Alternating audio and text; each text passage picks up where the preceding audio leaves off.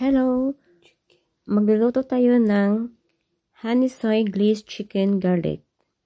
So, yung ingredients natin ay number 1, chicken breast, minced garlic, lemon, corn flour. Pwede na ring cornstarch.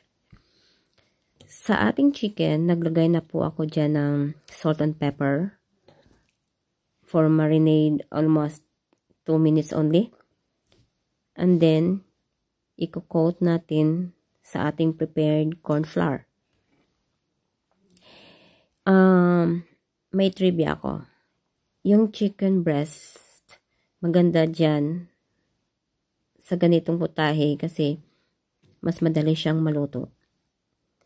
So, ako nagdibon, hindi ako bumili ng chicken breast. Bumili ako ng buong chicken at ako nagdibon dyan kasi mas cheaper siya compare sa ready na chicken breast na binibenta sa market. So, pagkatapos ng coating dyan, kumuha ko ng isang malinis na plato at saka nag-transfer ako ng lahat ng chicken dyan na na-coat ko na. Gumamit ako ng fork dyan kasi hindi ako nasasayahan pag may kumakapit sa daliri ko or sa aking gloves na ginagamit. Kaya, mas maganda yung fork. Pagkatapos nating mag-coat, mag-prepare tayo ng cooking pan. Maglagay tayo ng cooking oil. Ayan, tansyahan lang. Depende sa amount ng chicken na iluluto nyo. Yung ginamit ko dyan is sunflower. Depende sa inyo kung anong preferred nyo na cooking oil.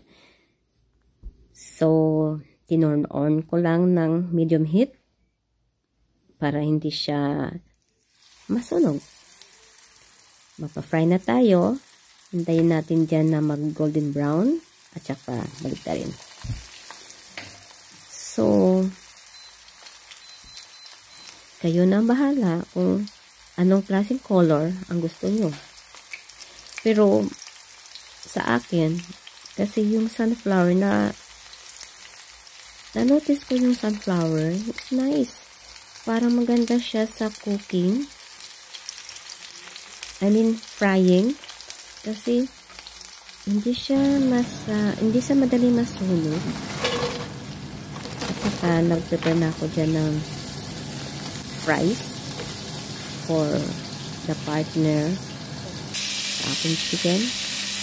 Ayan, tingnan nyo. Pakaganda ng pagka-golden brown. Ayan, hanguin na natin. Pasensya na sa aking tong kasi madulas. Kasi yung tong na available sa kitchen is yan lang. Ayan, nag-struggling ako paano hanguin dyan kasi talagang nag-slide. Ayan.